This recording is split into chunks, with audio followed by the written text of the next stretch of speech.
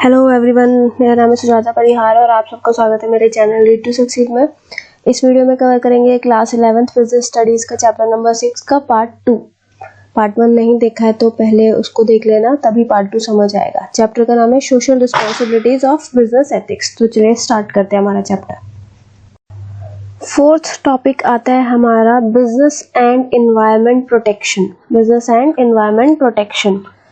तो स्टार्टिंग के 3 टॉपिक हम कर चुके हैं पार्ट 1 में कवर। तो ये 4th टॉपिक है बिजनेस एंड एनवायरनमेंट प्रोटेक्शन। सबसे बड़ी प्रॉब्लम क्या है किसी भी बिजनेस की, किसी भी इंडस्ट्री की? वो सब बहुत ज़्यादा पॉल्यूशन क्रिएट कर रही है और इतना ज़्यादा अच्छा इफेक्टिव हमारा लीगल कंट्रोल सिस्टम है नहीं।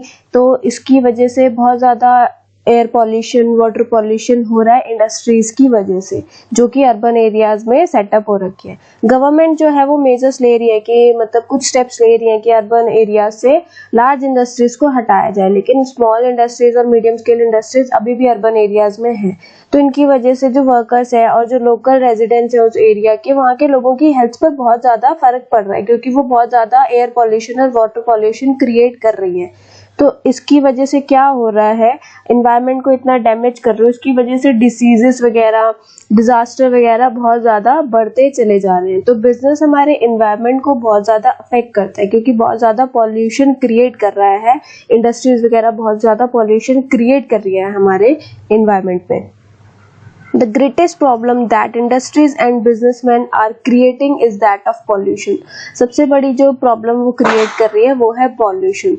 The absence of effective legal control system has also encouraged many air and water polluting industries being set up in urban areas.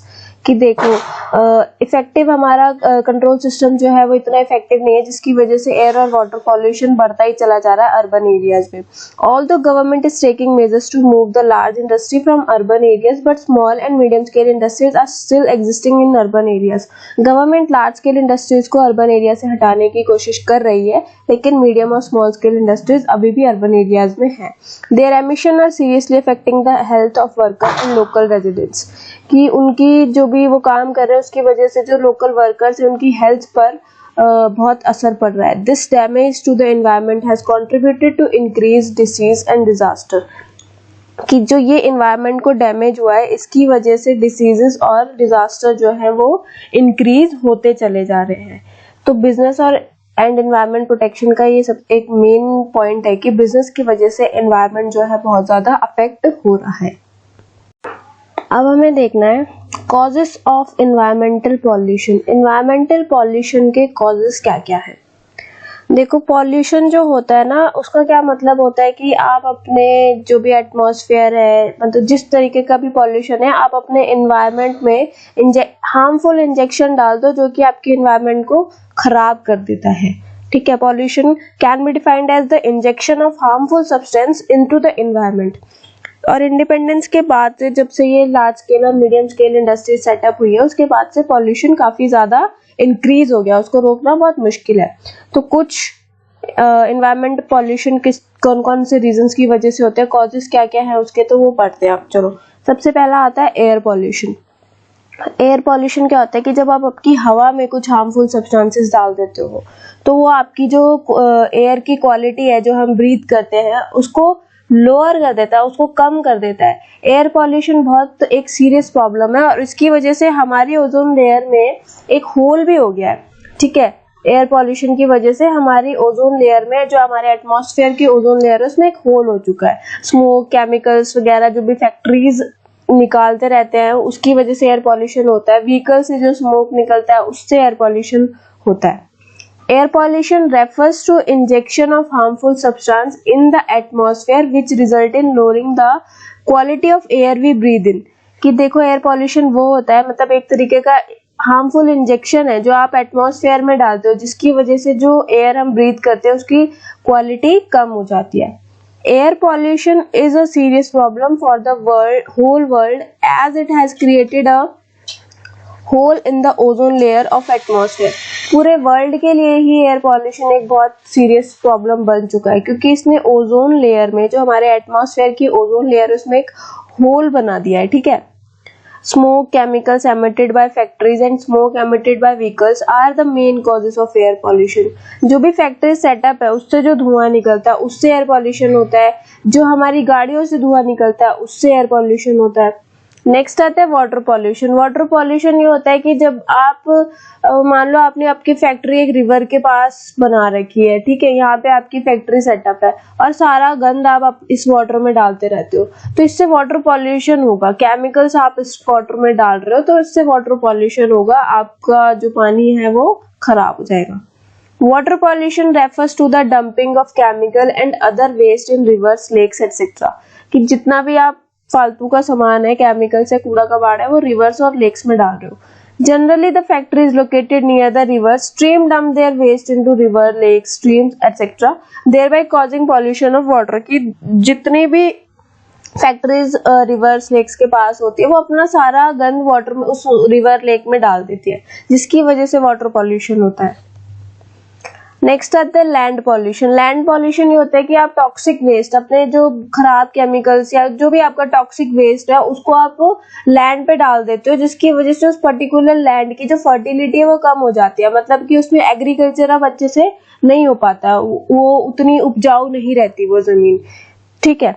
तो land pollution refers to dumping of toxic waste in the land which affect the fertility of land and makes it unfit for agriculture. कि आपने कुछ भी कूड़ा ऐसा कोई ऐसी toxic चीज उसमें डाल दी जिसकी वजह से उसकी फर्टिलिटी खराब हो गई, तो वो एग्रीकल्चर के लिए अच्छी नहीं रही।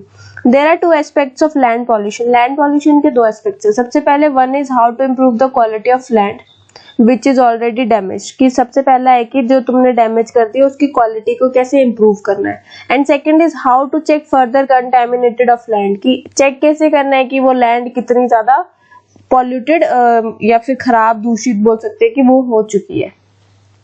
तो ये हमारे कॉजेस थे एनवायरमेंटल पॉल्यूशन के। Need for pollution check, need for pollution control, ये पढ़ना है। पॉल्यूशन कंट्रोल की नीड क्या है? सबसे पहला आता है टू इंश्योर सेफ्टी, सेफ्टी को इंश्योर करना। Due to environmental pollution and smoke the visibility is reducing. जो एनवायरमेंटल पॉल्यूशन हो रहा है और जो स्मोक है उसकी वजह से विजिबिलिटी कम होती चली जा रही है। Due to poor visibility, there are more chances of accidents and automobiles on highways, and poor visibility can be hazardous for the landing and taking of the aeroplanes। कि जो poor visibility होती जा रही है इसकी वजह से एक्सीडेंट्स के चांसेस बहुत ज्यादा होते चले जा रहे हैं, ठीक है। और इन पुअर विजिबिलिटी इतनी खतरनाक है कि जो एरोप्लेन्स है उनकी लैंडिंग में भी दिक्कत आती है। To reduce the number of accidents, there must be a check on pollution so that visibility gets improved। कि pollution को एक्सीडेंट्स को कम करने के लिए पॉल्यूशन पे चेक होना बहुत जरूरी है, ताकि जो हमारी विजिबिलिटी है उसको हम सही कर सके, इम्प्रूव कर सके। नेक्स्ट आते हैं economic losses. Air pollution is blackening the building, water pollution is affecting the sea life and land pollution is affecting the fertility of land। air pollution की वजह से जो buildings है हमारी सारी वो धीरे धीरे black होती चली जा रही है। water pollution की वजह से sea life affect हो रही है। land pollution की वजह से fertility कम हो रही है land की। all these are bringing heavy economic losses for the country। इन सब चीजों की वजह से बहुत ज्यादा economic loss होते हैं कंट्री को। For example, Taj Mahal is losing its beauty due to pollution caused by industries around it। कि ताजमहल भी जो है वो अपनी जो ब्यूटी है उसको कम मतलब लूज कर रहा है धीरे धीरे, क्योंकि जो उसके आसपास इंडस्ट्रीज है वो बहुत पॉल्यूशन क्रिएट कर रही है। It is a great economic loss for our country. तो ये भी एक बहुत बड़ा लॉस है हमारी कंट्री के लिए कि ताजमहल अब धीरे धीरे ब्लैक होता चला जा रहा है पॉल्यूशन की वजह से। नेक्स्ट आता है to maintain the natural beauty. Natural beauty को मेंटेन करने के लिए भी पॉल्यूशन पे कंट्रोल होना चाहिए। The pollution is having direct impact on the natural beauty. Natural beauties पे भी बहुत ज्यादा इम्पैक्ट पड़ रहा है, डायरेक्ट इम्पैक्ट पड़ रहा है पॉल्यूशन का। The natural beauty consist of mountains, rivers, trees, land etcetera. ये सब हो गई हमारी natural beauty. The pollution is affecting all these. Pollution से इन सब को अफेक्ट हो रहा है। For example, instead of adding to beauty, beauty में ऐड तो नहीं कर रहा है। The polluted river and streams are spreading foul odour. कि देखो इनकी वजह से भी अब बहुत ज्यादा स्मेल आने लगी है, रिवर्स और स्ट्रीम्स में भी स्मेल आने लगी है पॉल्यूशन की वजह से। The beautiful buildings and monuments which add to beauty are getting blackened with pollution, कि जो हमारी सुंदर सुंदर बिल्डिंग्स है, मॉन्यूमेंट्स है, जो कि एक मतलब हमारे देश की ब्यूटी बोला जाता है जिसको, वो भी अब धीरे धीरे ब्लैक होते चले जा रहे हैं पॉल्यूशन की वजह से। नेक्स्ट आता है to ensure healthy life. Healthy life को इंश्योर करने के लिए भी कंट्रोल करना जरूरी है। Pollution control is must to ensure healthy life of people. लोगों की हेल्थ के लिए जरूरी है पॉल्यूशन कंट्रोल करना। Pollution is the root cause of many disease. पॉल्यूशन बहुत सारी डिसीजेस को लेकर आता है। Air pollution is the main cause of heart and lung diseases. Air pollution की वजह से हार्ट एंड लंग डिसीजेस होते हैं और कैंसर भी। Water pollution is the cause of liver problem and the problem of kidney. Water pollution की वजह से लीवर प्रॉब्लम और किडनी प्रॉब्लम होती है। Pollution control is a must to keep a check on these diseases. Pollution को control करना बहुत जरूरी है इन दीज डिसीजेस को कम करने के लिए, ठीक है, इन सारी डिसीजेस को कम करने के लिए। नेक्स्ट आता है to lead a comfortable life. Comfortable life को जीने के लिए भी पॉल्यूशन को कम करना चाहिए। Pollution is creating a nuisance and inconvenience, की एक तरीके से हमारे कन्वीनियंस के बीच में ये हर्डल क्रिएट कर रहे हैं, बाधा है। Polluted river become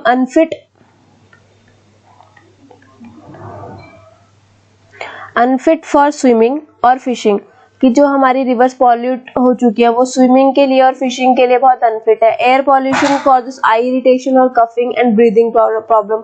air pollution की वजह से आई इरिटेशन होती है, कफ होता है, ब्रीदिंग प्रॉब्लम्स होती है। Pollution control is required to reduce inconvenience so that people can lead a comfortable and healthy life, कि पॉल्यूशन को कंट्रोल करना बहुत जरूरी है ताकि लोग जो है वो एक कंफर्टेबल और हेल्दी लाइफ जी सके। नेक्स्ट आता है role of business in environmental protection. Business का क्या रोल होता है एनवायरमेंटल प्रोटेक्शन में? Making use of eco friendly technique of production. सबसे पहले कि आप इको फ्रेंडली टेक्निक्स का यूज करो अपने प्रोडक्शन के लिए। अपने इंडस्ट्रियल वेस्ट को रिसाइकिल करते रहो। Treating the waste through technologies before discharging them into water और डंपिंग ऑन द लैंड, कि सबसे पहले तो आपके वेस्ट को सही करो, उसको लैंड में या फिर वाटर में गिराने से पहले, ठीक है, उसको ट्रीट करो। Participating in eco friendly activities such as plantation of tree, cleaning river pond etcetera. जितनी भी इको फ्रेंडली एक्टिविटीज होती है उसमें पार्टिसिपेट करो, जैसे कि ट्री प्लांट करना, रिवर को साफ करना, पॉन्ड्स को साफ करना, इसमें। Making use of eco marks by producing eco friendly products, तो इको फ्रेंडली प्रोडक्ट्स का यूज करो, ठीक है। Abiding by the bylaws and policy frame by the government. Government ने जितने भी पॉलिसीज बनाई है उन सबको फॉलो करो। Spreading awareness among the general public regarding the importance of eco friendly technique and products, कि जितने भी इको फ्रेंडली टेक्निक और प्रोडक्ट्स हैं उसके बारे में लोगों को अवेयरनेस दो। फिफ्थ पॉइंट आता है बिजनेस एथिक्स। बिजनेस के भी कुछ एथिक्स होते हैं, जैसे हमारी जो लाइफ होती है उसके कुछ एथिक्स होते हैं, हमारे खुद के कुछ एथिक्स होते हैं। हमें पता होता है कि कुछ चीज़ें जो हैं वो गलत हैं, हमें पता होता है कुछ चीज़ें जो हैं वो सही हैं। हम ये डिसाइड करके चलते हैं ना अपने एथिक्स के हिसाब से कि कौन सी चीज़ें सही हैं, कौन सी चीज़ें गलत हैं। तो बिजनेस के भी कुछ एथिक्स होते हैं। Business ethics refers to the set of moral values or standard or norms which govern the activities of a businessman, कि बिजनेसमैन क्या मॉरल वैल्यूज लेके, क्या अपने नॉर्म्स लेके, क्या स्टैंडर्ड्स लेके अपनी एक्टिविटीज को चलाता है। Ethics define what is right and what is wrong. Ethics हमें बताते हैं कि क्या सही है और क्या गलत है। It involves critical analysis of human acts to determine whether these are right और रॉन्ग। ये एक मतलब इसमें हम यही डिसाइड करते हैं कि कौन सी चीज सही है और कौन सी चीज गलत है। हो सकता है कोई चीज हमारे लिए सही हो तो वो किसी और के लिए गलत हो, ठीक है, हो सकता है, ऐसा हो सकता है कि कोई चीज हमारे लिए गलत है तो वो किसी और के लिए सही है, तो कुछ भी हो सकता है। तो ये एक बहुत क्रिटिकल एनालिसिस होती है कि क्या सही है क्या गलत है एक पर्टिकुलर ह्यूमन बीइंग के बारे में सोचना। But for a businessman the ethical decision expected are, लेकिन एक बिजनेसमैन के लिए एथिकल डिसीजंस कौन कौन से होते हैं? सबसे पहला आता है to provide the customer with true information regarding the product and services, कि कस्टमर को अपने प्रोडक्ट और सर्विस के बारे में सही इंफॉर्मेशन देना, ये पहला एथिक आता है बिजनेसमैन के लिए। Allowing the customer to make free choice, कि कस्टमर को फ्री चॉइस अपनी मर्जी से चूज करने का पूरा हक देना। Providing quality products at reasonable prices, quality products को रीजनेबल प्राइजेस में प्रोवाइड करना, ठीक है। तो ये बिजनेस के एथिक्स थे। अब आते हैं एथिक्स वर्सेस लॉ। एथिक्स और लॉ में क्या फर्क है? Ethical behaviour is above the behaviour required by law. Ethical behaviour law से ऊपर माना जाता है। Both law and ethic decide what is right and what is wrong. Law भी यही बताता है हमको कि क्या सही है और क्या गलत है, और एथिक्स भी हमको यही बताते हैं कि क्या सही है और क्या गलत है। लॉ रिफ्लेक्ट द एथिकल और moral values of society. Law बताता है कि सोसाइटी के मॉरल वैल्यूज या सोसाइटी के एथिक्स क्या क्या है। That is what conduct is permitted and what is not permitted in the society, and if one is breaking the law then one is punishable or penalized। कि देखो law हमें बता देगा कि क्या क्या करना सही है और क्या क्या करना सही नहीं है सोसाइटी में, और अगर कोई भी उस रूल को ब्रेक करता है तोड़ता है तो उसको पनिशमेंट मिलेगी, ठीक है, या फिर पेनल्टी लगेगी। The business ethics also decide what is expected conduct of businessman and what is not expected by the society. कि बिजनेस एथिक्स भी ये बताते हैं कि क्या बिजनेसमैन को करना है और क्या सोसाइटी एक्सेप्ट नहीं करेगी। Some unethical aspects of business are also punishable. कुछ बिजनेस के कुछ ऐसे एस्पेक्ट्स होते हैं, अनएथिकल एस्पेक्ट्स होते हैं जो पनिशेबल होते हैं, जैसे कि अडल्ट्रेशन करना, ब्लैक मार्केटिंग करना, ये सब चीजें अगर आप करते हो तो आपको पनिशमेंट मिलेगी। But some acts are considered unethical which are not punishable.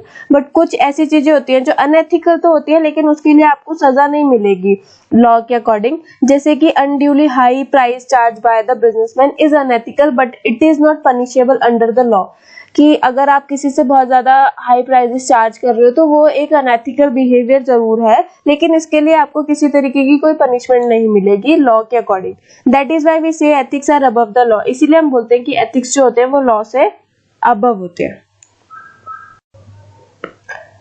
अब आता है elements of business ethics. Business ethics के क्या क्या एलिमेंट्स होते हैं। सबसे पहला आता है टॉप मैनेजमेंट कमिटमेंट। कि टॉप मैनेजमेंट जो होते हैं वो बहुत इंपॉर्टेंट रोल प्ले करते हैं, पूरी ऑर्गेनाइजेशन को गाइड करते हैं, एथिकल बिहेवियर को सेटअप करते हैं, ठीक है।